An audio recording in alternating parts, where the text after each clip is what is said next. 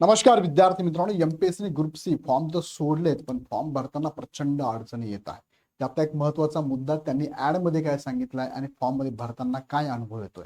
असे दोन मुद्दे आहेत. दोन मुद्दे तुम्हाला सांगतो. त्यातला एक मुद्दा जो ना विद्यार्थ्यांकडे चूक होते ते पण लक्षात आणून देतो मी तुम्हाला. सो आवडेल शेवटपर्यंत बघा.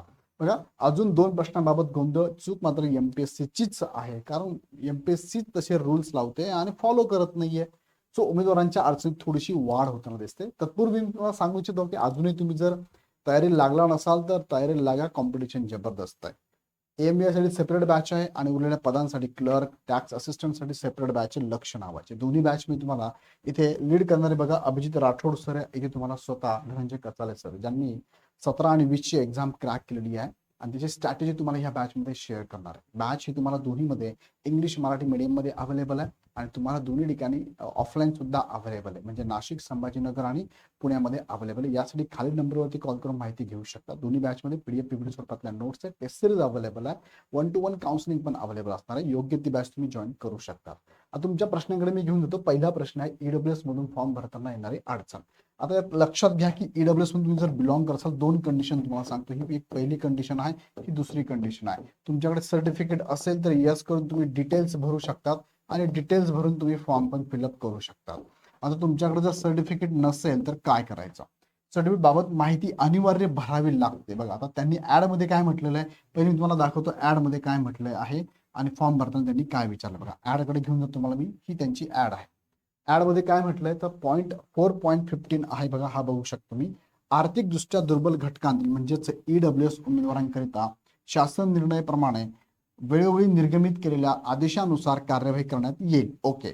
ईडब्ल्यूएस घटकातील चा दावा केलेल्या उमेदवारांकडे सन 26-27 या आर्थिक वर्षाचे व पहिला मुद्दा काय सांगते, ह्या आर्थिक वर्षाचा लागणार आहे, 26 आणि 27 लागणार आहे. आणि आपल्याला माहिती असेल ईडब्ल्यूएस सर्टिफिकेट जर तुम्ही काढत असाल तर ईडब्ल्यूएस कुणासाठी आहे तर ओपन कॅन्डिडेट जे आहे, ओपनचे मराठा सोडून उर्वरित सर्वांसाठी ईडब्ल्यूएस लागू आहे. आणि ईडब्ल्यूएस हे 1 वर्षापर्यंतच व्हॅलिड असतं. प्रत्येक वर्षी ते 31 मार्चला एक्सपायर होऊन जातं. सो दरवर्षी काढण्याची प्रोसेस आहे. ईडब्ल्यूएस एनसी लागत नाही. ओके. पहिला मुद्दा सांगितला 26-27 पाहिजे, बरोबर आहे. 26-27 ला व्हॅलिड असणार आहे. मग 26-27 ला व्हॅलिड असणार लागेल म्हणजे कोणतं, कधी काढाल तुम्हाला तर तुमचं काढणं अपेक्षित आहे 31 मार्च 2026 नंतर. या डेट नंतर तुम्ही काढणं अपेक्षित आहे, जे की 26-27 ला लागू असतं. दुसरा मुद्दा, व सदर संयुक्त परीक्षेच्या दिनांकापासून पूर्वीचे म्हणजेच 27 सप्टेंबर 2026 पूर्वीचे आर्थिकदृष्ट्या दुर्बल घटकाचं प्रमाणपत्र असणे आवश्यक आहे. आता या शब्दाचा अर्थ दोन पद्धतीने निघतो. एमपीएससी मी बोलतोय पण एमपीएससी फोन उचलत नाही. पण जसं एनसीएल बद्दल त्यांनी सांगितलं तसंच इथे त्यांनी ईडब्ल्यूएस ला पण हा नियम लागू केला असावा. अजून त्यांच्याशी माझा कनेक्ट झाला नाही, बऱ्याच दिवसापासून कॉल करतोय. आता बघूया काय हा जो अर्थ आहे, संयुक्त पूर्व परीक्षेच्या दिनांकापूर्वीचे म्हणजेच 27 सप्टेंबर पूर्वीचे असावे. मग यात कंडिशन काय आहे, बघा तुमच्याकडे सर्टिफिकेट नाहीये, मग त्याला दोन कंडिशन. एक तर तुम्ही नसेल तर नो करूनच फॉर्म भरू शकता. दुसरी कंडिशन, तुम्ही यस करून भरायचं. तुम्हाला त्यांनी मुदत दिलेली आहे.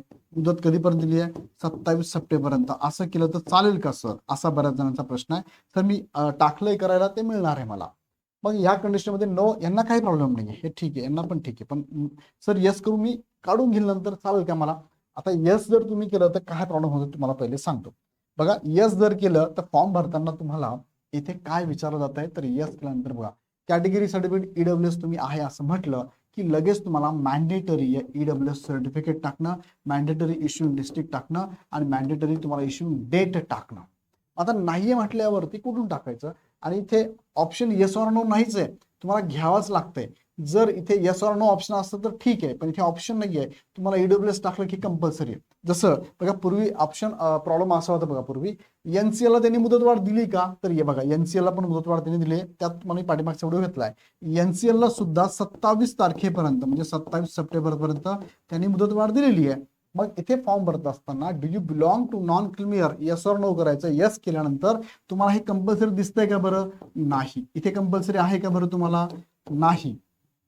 मग जर इथे सुद्धा वेळ दिलेली आहे आणि कंपल्सरी नाही आहे तर इथे कंपल्सरी का केलं जातंय, ही झाली पहिली चूक त्यांची, एमपीएससीची पहिली चूक. म्हणजे एक तुम्ही ऍड मध्ये टाकताना सांगतात की 27 सप्टेंबर पर्यंत काढलं तरी चालेल, मग तुम्ही आत्ता कंपल्सरी करता इथे ईडब्ल्यूएस ला. का करता कंपल्सरी, ही चूक आहे.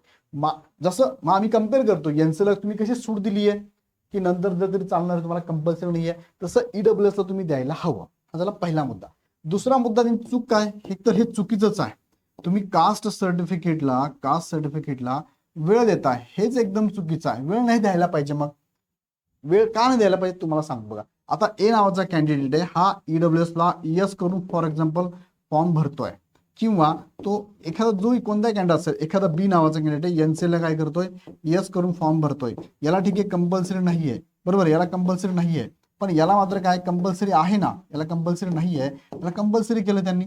मग होईल काय, उदाहरणार्थ बघा, इथे जर त्यांनी यस करून फॉर्म भरला आणि 27 सप्टेंबर पर्यंत भविष्यात त्याचं जर ईडब्ल्यूएस किंवा एनसीएल, मी एनसीएलचा पण मुद्दा याच्यात ऍड करतो, एनसीएल दोघं जर निघालेच नाही तर काय प्रॉब्लेम होईल. मग प्रॉब्लेम असा होऊ शकतो बघा, हा एक सी नावाचा विद्यार्थी आहे आणि हा कॅटेगरी मधून बिलॉंग करतोय, पण त्याच्याकडे एनसीएल नाही आहे किंवा एनसीएल आहे आणि तो कॅटेगरी मधून बिलॉंग करतो, कास्ट सर्टिफिकेट पण आहे, पण त्याला मार्क कमी मार्क पडल्यामुळे काय झालंय, तो कॅटेगरीमधून जाऊ शकला नाही, कमी मार्क होते, कॅटेगरीमध्ये जाऊ शकत होता, पण ह्या दोघांमुळे, हे दोन उमेदवार होते, यांनी काय केलं, एस केलं होतं ईडब्ल्यूएस ला, पण भविष्यात त्यांचं निघालच नाही, यांचं निघालं नाही, तरी पण ते मुख्यला गेले. इथं लक्षात मी काय आणतो, यांनी टाकलं ईडब्ल्यूएस मधून काढू असं म्हटलं, पण निघालच नाही, प्रॉब्लेम झाला, उत्पन्न जास्त निघालं, यांना भेटलंच नाही, पण हे मेन्सला गेले.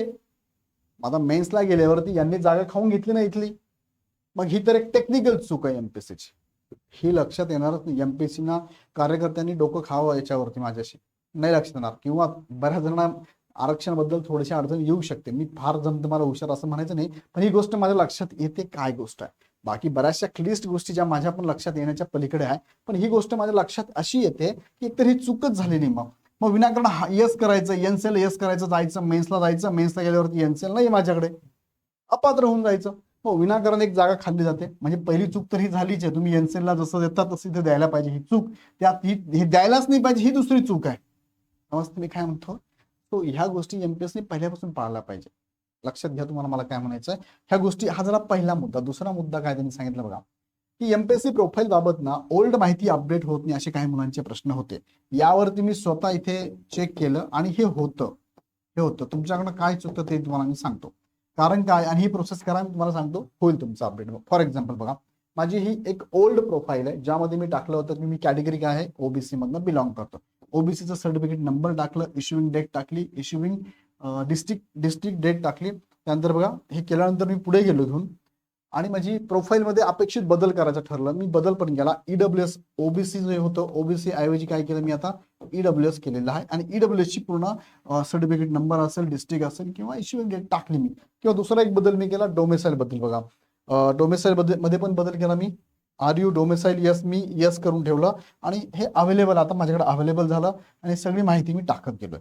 बघा, पहिल्या प्रोफाईलमध्ये मी ओबीसी होतो, पण काय कारणास्तव ओबीसी सर्टिफिकेट मला मिळत नाही. आता मी ईडब्ल्यूएस मध्ये गेलेलो आहे. सो ईडब्ल्यूएस मी अपडेट करतो. इथे अपडेट केल्यानंतर मला बघितलं, मी असे चेक करा. आता अपडेट करताना काय करायचं बघा, अपडेट केलं तुम्ही इथे चेक करायचं व्ह्यू प्रोफाईलमध्ये चेक करायचं बघा, माय अकाउंटला, आणि चेक करायचं अपडेट होऊन आलं का. तर बघा, इथे तुम्हाला बघायला मिळेल कॅटेगरी ईडब्ल्यूएस आलेली आहे, बरोबर आहे का, येस आलेली आहे. ईडब्ल्यूएस होऊन झाली आहे, म्हणजे बघा, हा सर्टिफिकेट नंबर पण आला, इश्यूइंग डेट पण आली आहे, डिस्ट्रिक्ट पण येऊन गेलाय, बदल झालाय. डोमेसाईल मध्ये पण मी बदल केला, तो पण आलाय. पण हे करत असताना, बदल करताना तुम्हाला काय करणं अपेक्षित आहे बघा. तुम्ही जेव्हा अनलॉक करता, माय प्रोफाईलवर गेल्यानंतर तुम्हाला ही जी विंडो येते, यामध्ये तुम्ही काय करता, इथे अपडेट आणि अनलॉक करता. अनलॉक केल्यानंतर तुम्हाला प्रोफाईल ओपन होते. प्रोफाईल ओपन झाल्यानंतर तुम्हाला प्रोफाईल क्रिएशनवर जायचं, स्टेप नंबर 1 घ्यायचा आहे. स्टेप नंबर 1 मध्ये गेला की सेव्ह करायचं आहे, जे काय असेल सेव्ह करायचं. बदल केला करणार इथेच तुम्ही करणार आहे, कॅटेगरी बदलणार आहात, कदाचित एनसीएल बदलणार आहात, कदाचित डोमेसाईल बदलणार आहात, किंवा तुमचा काही वेगळा बदल केला, यस करा. नंतर यस केल्यानंतर डायरेक्ट शेवटच्या स्टेपवर जाऊ नका, दुसऱ्या स्टेपवर जा, ऍड्रेस इन्फॉर्मेशन. तिथे गेला, भले तुम्ही काही बदल केला असेल किंवा ऍज इट इज जरी असेल तरी यस करा. त्यानंतर स्टेप 3, एका स्टेपवर जा, काही नसेल केलं तरी सेव्ह करा. क्वालिफिकेशन अपडेट केलं असेल किंवा नसेल, सेव्ह करा. बऱ्याच वेळेस काही ठिकाणी अपडेट नावाचा ऑप्शन पण येतो, तो पण क्लिक करा आणि मग सेव्ह करा. नंतर एक्सपिरियन्स मध्ये भले काही केलं नाही तरी पण तुम्ही काय करा, सेव्ह करा. शेवटच्या जो मुद्दा आहे अपडेट फोटो आणि सिग्नेचर, त्यावरती गेल्यानंतर बघा हे सगळं सेव्ह करत असताना असा विंडो यायला पाहिजे, अदर इन्फॉर्मेशन सेव्ह सक्सेसफुली. आता हे ऑर्डर केलं म्हणून ठीक आहे, एक एक बघा इथे ऍड्रेस आहे, अदर इन्फॉर्मेशन केलं, एक एक तुमचं काय होणार आहे, अशी विंडो दाखवल्याशिवाय पुढच्या स्टेपवर जाऊ नका. बघा स्टेप 6 आहे ना, 6 स्टेपला एक एकला एका मागे एक जा. तुम्हाला जर इथे बदलायचं असेल, काही बदल करायचा असेल, पण सुरुवात इथून करा, सेव्ह करत करत करत पुढच्या विंडोवर जा. आणि शेवटची जी विंडो आहे त्यामध्ये बघा सेव्ह केल्यानंतर खाली एक ऑप्शन आहे, त्या ऑप्शनची इथे बॉक्स आहे, ह्या बॉक्सवर टिक करा. टिक केल्यानंतर इथे सेव्ह करा पहिले, परत ती विंडो ओपन होणार आहे ग्रीन कलरची, त्यानंतर परत इथे टिक करा, सबमिट अँड लॉक प्रोफाईल याच्यावरती क्लिक करा. आणि हे केल्यानंतर तुम्हाला अशी विंडो समोर येते, candidate profile submitted and lock झाल्यानंतर परत एकदा चेक करा, माय अकाउंटवर जा. माय अकाउंटवर गेल्यानंतर तुम्हाला परत इथे सेम विंडो तुम्हाला माय प्रोफाईल बघायला मिळेल. माय अकाउंटवर गेल्यानंतर तुम्हाला बघा इथे हा या ठिकाणी एक मिनिट, हा या ठिकाणी तुम्हाला व्ह्यू प्रोफाईल परत चेक करा, बदल होतो. मी स्वतः करून बघितलेला आहे. तो कोणाच्या बाबतीत असं घडत असेल तर एकदा मी सांगितलेली प्रोसेस ट्राय करा. हे करूनही होतच नाही सर, मग आश्वास एमपीएससीला कॉल करा. सो हे 2 महत्वाचे मुद्दे तुम्हाला सांगितले.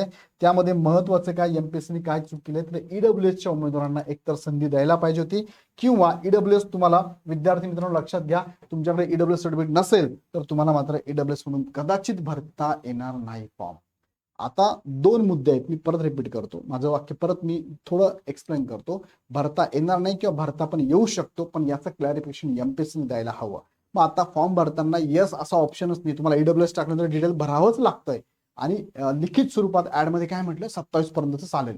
कसं शक्य आहे, 27 पर्यंत चालेल तुम्ही म्हणतात ना, मग आम्ही काढू, आम्हाला आता संधी द्या. एकतर तुमचं आता अप्लिकेशन करताना भरू द्यायचं नाहीये, आणि तिकडे ऍडमध्ये सांगतात भरू शकतात. 2 गोष्टी आहेत. आता यावरती तुम्ही सुद्धा, मी सांगतो यावरती सोल्युशन एमपीएससीला कॉल केलेले आहेत. ह्या 4थ्या प्रश्नासाठी मागे पण भरपूर प्रश्नांची उत्तरं मी एमपीएससी घेऊन तुमच्यापर्यंत पोहोचलेली आहे. अंडर एज क्रायटेरिया हा आता त्यांनी क्लिअर केलेला आहे, सो फॉर्म भरू शकतात. त्यानंतर एमएस सर्टिफिकेट बाबत तो इश्यू सॉल्व्ह झालेला आहे. एनसीएल बाबतचा इश्यू, 3 इश्यू सॉल्व्ह केले बघा. म्हणजे मी केले आहे, मी इनिशिएटिव्ह घेतलाय, बाकीच्यांनी पण केली मदत, नक्कीच मदत केली, सगळ्या विद्यार्थ्यांनी मेल केले, मेसेज केले, हे इश्यू 3 सॉल्व्ह झाले. आता 4था इश्यू ईडब्ल्यूएस बाबत आहे, क्लिअर कट त्यांनी सांगावा असं अपेक्षित आहे. या संदर्भात तुम्ही जर याच्यामधनं बिलॉंग करत असेल ईडब्ल्यूएस मधून, तर लगेच पेन काय करा, मोबाईल उचला आणि दुसरं ईमेल आयडी ओपन करा, ईमेल करा एमपीएससीला 2 मेल आयडी वरती, नाहीतर तुम्ही कॉल पण करू शकतात. आता कॉल आणि ईमेल तुम्हाला कुठे करायचं आहे, याच्यावरती एमपीएससीच्या वेबसाईटला तुम्ही जर गेलात ना, होम पेजला खाली कॉन्टॅक्ट नावाचा ऑप्शन, ते तुम्हाला कॉन्टॅक्ट नंबर पण दिसतात आणि 2 ईमेल आयडी पण दिसतात, त्यांना मेल करा आणि कॉन्टॅक्ट करा. बघा सगळ्यांनी केलं तर याचं क्लिअर कट एमपीएससी आन्सर देईल, अदरवाईज हे असंच अधांतरी राहील. आणि डेट पण वाढवून द्यायला पाहिजे, कारण भरपूर गोंधळ घातलेला आहे. परत जाताना सांगू इच्छितो की बॅचेस योग्य त्या जॉईन करा, कारण फार कॉम्पिटिशन आहे. कमी कालावधीत तुम्हाला जर अभ्यास करायचा असेल तर या बॅचेस तुमच्या उपयोगात येणार आहे. यासाठी तुम्ही ऍप डाउनलोड करून डायरेक्ट बॅच परचेस करू शकता. अधिक माहितीसाठी ह्या नंबरला कॉल पण करू शकता. हा व्हिडिओ आवडला तर लाईक करा, सगळ्यांना शेअर करा. पुन्हा व्हिडिओ आपण नेक्स्ट व्हिडिओमध्ये. धन्यवाद.